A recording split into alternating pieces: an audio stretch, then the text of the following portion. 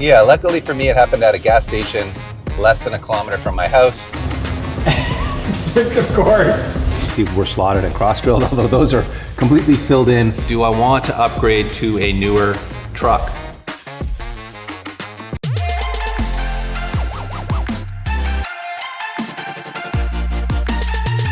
Don't worry guys, I have not dyed my beard. This is a flashback to 2015 when I bought this 2008 Toyota Tundra SR5 as a daily driven work truck and family hauler. As you'd expect, we immediately started modifying it, starting off with a now unobtainium set of TRD fender flares and large PCD Volk Racing TE37s, parts that are now probably worth more than the truck is. What a time to be alive. Since then, we've put almost 300,000 kilometers or close to 200,000 miles of pretty heavy-duty use on it, which meant plenty of oil changes, brake jobs, and a few battles changing out rusty and worn-out control arms, bushings, and ball joints. But this also gave us the opportunity to upgrade to Eibach coilover suspension and power stop brakes, along with 2018 plus Sequoia LED headlights, a TRD-style grille, paint-matched grille surround and bumpers, and LED taillights, all of which gave the truck a much more modern look. After that it was, you guessed it, another brake job, as well as replacing the cracked evap canister so we could turn that pesky check engine light off. That just left the tailgate as the truck's biggest eyesore, at least if you didn't look underneath the truck, and to our surprise, you can buy a painted aftermarket tailgate for these trucks for about $500, which seems like insane value. Oh, and we also upgraded the head unit for the third time, this time to a big screen Dysata unit, perfect for an almost blind middle-aged man like me. So there you have it, that's my trusty, rusty 2008 Tundra for you, and I have to say it's been an incredibly reliable and robust truck, and with all the upgrades we've made to it, I think you'll agree it looks great too. So even though this truck has been incredibly stout and reliable, it did just have its first, do I call it a major failure? It stranded me. For the first time ever. It's pretty major. If you can't drive the vehicle, I would say that is a problem. Yeah, luckily for me, it happened at a gas station less than a kilometer from my house. I was with my son, who thought it was hilarious that my truck broke down. So I had to call a tow truck, and I was about to go on vacation for a week to Ottawa to visit my family, and I knew you were going to be busy with other things, so I thought, let me just get it towed to nvauto, who are nearby, and have Master Nam and Dove and the crew there bail us out again by fixing the problem. And I did try boosting it at the gas station because it wouldn't start, wasn't a dead battery. I had my suspicions that it was probably a dead starter the way it was sounding, but that was really up to Nam to figure out for us, and turns out that you actually did decide to go to kind of get involved too. Yeah, I figured, we would follow along with the process here and see what actually happened here, because it likely is a starter, but it could have been something else. Yep. So, a seized engine is always never a good thing, right? Oof, never a good thing. And here I am at our favorite go-to shop for anything that we don't want to fix or don't have the time to, nvauto. And Nam is gonna look at this in 1 second, but we do suspect it is a failed starter judging by the sound. So let's just get right into it here and see what's going on with this thing. All right, Nam, let's see what kind of noise this thing's making. Oh yeah. That definitely sounds like a starter issue. You can hear. From what I read, this isn't an easy job, right? No, it's about fix.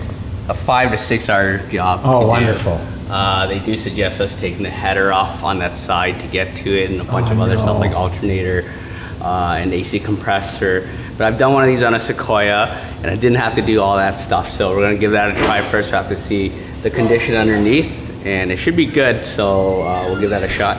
We've located the starter, and you can see it is tucked in right under the header, and it does look quite rusty in there. So I think that's probably why it failed, but you're confident you're gonna be able to get it in there without touching the header? I'll try my best. All right, let's see how this goes. Not gonna lie, guys, I'm so glad we gave this one to Nam, because as soon as we got started, I knew this was gonna be a job I would have spent way too much time on. Nam had to remove the heat shield first, which required finagling it out from under the header, but once it was out, there were 2 bolts to remove the starter from the trans, the bottom one being the easier one.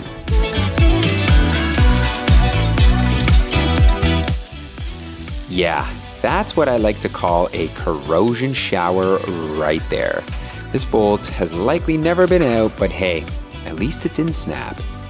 The upper bolt was the harder one of the two to get to, but Nam made it look way too easy, as he always does, and just check out how rusty that starter looks.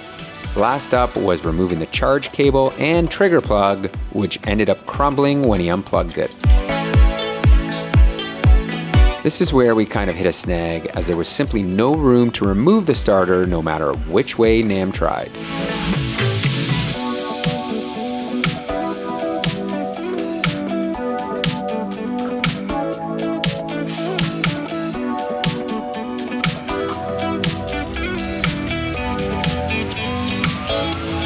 So Nam decided to disconnect the trans oil cooler, which gave him just enough room to remove the starter.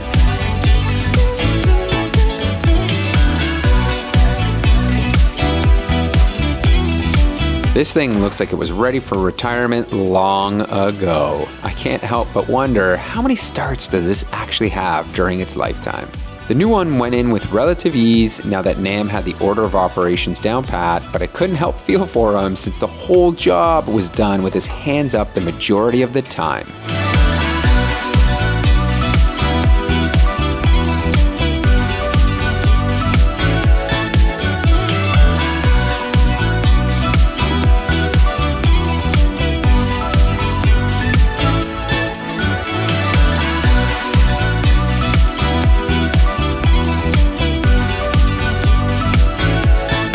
Well, Nam, that was quicker than 5 hours. Except, of course, it is a rusty, dirty nightmare, but you got her done, man. I'm impressed. Yeah, we just we didn't have to drop the header on this one. I did find a trick by taking the transmission cooler out of the way. The hardest part was actually taking the starter out of the engine bay and back into the engine bay. But once that was done, we also had to fix the wire for the starter solenoid, which broke because it is plastic. But other than that, it should be good to go. We're gonna fire it up right now. We either have a seized engine or it was a bad starter. Oh yeah, look at that. Starter indeed fixed. But my time has not finished here at nvauto, and that is because I'm gonna do the AC compressor. It has stopped working for us. It's been a couple months, and the summer heat is basically making this vehicle unbearable to drive. So I figured while I'm here, I'll do this. Nam's gotta get back to work because we did just drop this on him. So I'm gonna attempt this job. I don't think it's very difficult, not like the starter, so I should be able to get this done pretty quickly. And unlike the starter, I'm not gonna show you guys the full how-to on this because there is a fantastic video that I found online showing how to replace this AC compressor. It actually is very easy. So I will link to that, and right now I'm gonna go like this. And there it is, back in the whole new Denso compressor. But this one put up quite a fight. Of course it did, because look at it, it's rotted. And the bottom stud here happened to break, and it was a battle. But it's in there, it's done. Of course, I got super filthy doing this job, as you would expect with this thing, but I'm gonna put the wheel back on, and a huge thanks to the guys over at nvauto for always accommodating us here and taking care of us. Feel that AC, PT? Oh, feels good. It's good to be back. It is good to be back. It is good to be back. And driving around the last couple of months without AC has been pretty horrendous. I know, it's man. It's been like the worst heat wave I think we've had probably in the last 10 or 20 years. And you just don't realize how critical and crucial AC is to comfort until you don't have it. Like, it's not bad per se with the windows down, you're driving, but you still get the back sweat. It just makes you uncomfortable. So you get the swamp butt going. Yeah. It's a whole thing. Anyway, that is fixed. So thank you, PT, and thank you, nvauto, for that. And the starter, of course, is fixed too. And yes, it wasn't like a major mechanical failure, but it was still enough to strand me. It was. So it was an inconvenience, but not like a super difficult or super expensive fix. Yeah, which is kind of the whole ethos of Toyota and this Tundra. Yeah. You know, we haven't suffered what would be like a major issue, right? And it's just been remarkable how good this truck has been in that sense. So, it's not. However, we have had what I think is, you know, not necessarily an issue, but this ongoing saga with the brakes on this truck, right? Yeah, they have been, I don't want to call them a weak point because they're strong. They stop the truck well. Yeah. And we do a lot of towing with it, and it's never been like, oh my God, I need big brakes. But we go through them at a pretty rapid pace. So this is what 80,000 kilometers or 50,000 miles looks like on a rotor. These are power stop rotors that, as you can see, were slotted and cross-drilled, although those are completely filled in. It's wild, man, with how they brake fill duds. this. That might be partly because these Hawk XD pads are very, very aggressive. They also put off a lot of dust. But the reason I went back to them about 25,000 kilometers ago is because I like how much initial bite they have. They're really designed for like towing, extreme duty stuff as the name implies, but you do get a lot of vibration on the rotor if they're not bedded in well, which we've had issues with, and that might have been because we didn't put new rotors on with these new pads. As you can see, we lubed everything up very aggressively when we did the pads about 25,000 kilometers ago, so this should come out pretty easily. I mean, 25,000 kilometers in this environment is not insignificant, but as you can see, there is the pin that holds the pads and the calipers, and we'll show you a quick tip here about how to clean these up. I don't know where you saw this, PT, but it's a great idea. If you don't have like a wire wheel on a rotary like we do, just throw this in a drill, grab your 3M pad or sandpaper or whatever you got handy, and give it a spin. Look at that. It cleaned it up very quickly and easily, so I think that's a good little pro tip if you want to call it that. Here's another pro tip as well. Yeah, just pushing the piston back in so you got lots of clearance to put fresh pads in. Just give it a squeeze. Pliers work well there. They do work well. And now we'll show you what 25,000 kilometers or about, I don't know, 15,000 miles look like on these pads. I would say they're about 50% worn maybe. So they still have some life left in them, but we're gonna go fresh because the rotors need to be freshened up anyway, and you always wanna put fresh pads and rotors together. You just get better bedding in and better, That's a mistake we made last time. We cheaped out. We cheaped out, shouldn't have done it. So live and learn. Here we have our power stop rotors with 80,000 kilometers or 50,000 miles, and they're trashed. It's probably very optimistic of us to leave these on for an extra cycle the way we did, but yeah, like Pete said, live and learn. Don't be cheap. Place your rotors and pads all at once. And for replacement rotor, we have our Pro Series OE Plus rotor. This comes out of the box, ready to install, so you don't have to clean any oil off of it. And as you can see, the center hat is coated to prevent it from getting rusty and therefore kind of crummy looking. And these are, as the name implies, built to OE or better standards, both in terms of fit and finish, but most importantly in terms of performance. No more slots, no more drills. No, this isn't a race car, Holes, so we don't need that. Blanks, in my opinion, always give you the lowest NVH. Anytime I run slotted or drilled rotors, stuff happens, the grooves and holes fill up with debris, and I find that you often get a little bit of NVH from that. So for me, blanks is the way to go. For brake pads, we're going with Pro Series XD. First time we've tried their XD. We've run their OE Plus pads on a lot of cars. Excellent street pad, low dust, low noise, but good initial bite. Gives your car a nice sporty brake feel onto the pedal. Interestingly, these XDs have these two red stripes on here, which are apparently burnishing or break-in compound, so it helps the pads break into the rotors. Racing stripes, DP, we know what those are for. It might add 5 horsepower, but We all know more what those are importantly, for. I hope it means the pads will bed in nicely and we won't have any vibration or any of that nonsense. In goes our professionally cleaned and greased brake pad pins. I guess they're caliper pins, whatever they are. They're in the hole. Smooth, so smooth. Good. Here we go, pin number 2. Well, DP, pin number 1 is supposed to have this. Yeah, that guy goes in there. So, well, you know. Pro tip. Luckily, these are all the hardware that comes with the brake pads. so good. So that you don't get any squealing. I'm assuming all this stuff is for like anti-squeal or rattle. I guess so. Good question. Gotta be. Look back, we're gonna do more of the same. So it's gonna go from this rusty mess to this. There you have it, OE Plus. Rotors and pads in place, and I should mention that the OE Plus pads come with this nice soft backing on there to prevent any brake squeal, and it comes with all the hardwares and clips that you need for a refreshed We should setup. show everybody what ours looked like, Dave, because they were really rough. They were pretty bad. This is what life on Ontario roads do to your brakes. That's right. That's why you want to replace that stuff. I never even thought of it, and then I saw it on the package and said, you know what? Let's this do is it. good. Let's because do it. Those were really rusty. Pretty bad. Now, what are we gonna have here, Dave? Another 70, 80K before we have to do this again? I mean, I want to say we'll be more responsible owners than we are, but the truth is this truck just does work and we kind of neglect it for as long as we can get away with, so that'll probably be our path going forward. Speaking of being somewhat neglectful owners, I do have a history of going too long on my oil change intervals.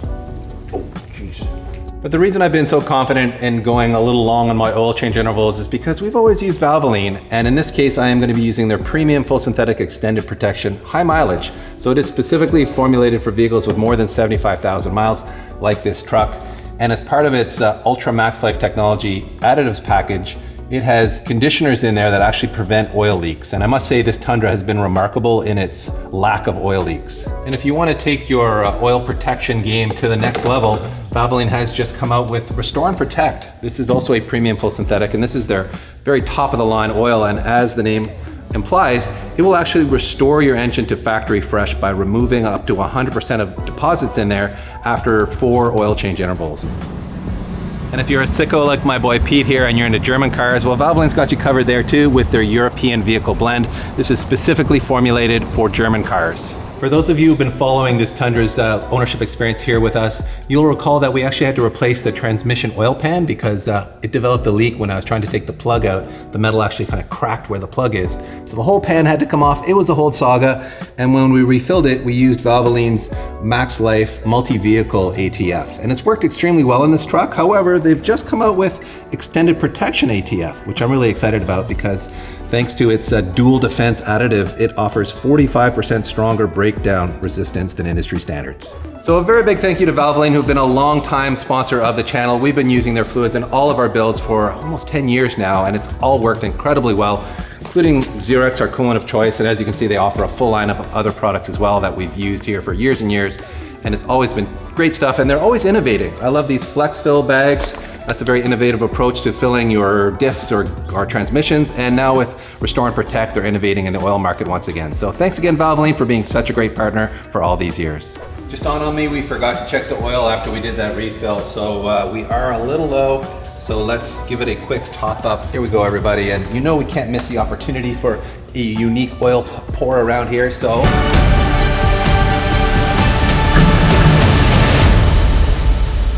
that easy, guys, no problem. Just flip it in there. You can do this at home and not make a mess, I guarantee it. Precision pour complete, and that means I think it's time to have a quick look underneath this truck and do a health check, because rust is really the thing that's gonna kill this thing before anything else fails on it. So let's get it up in the air and show you how it looks. Underneath, you can see it looks like a 2008 Toyota Tundra from Ontario. There is lots of rust.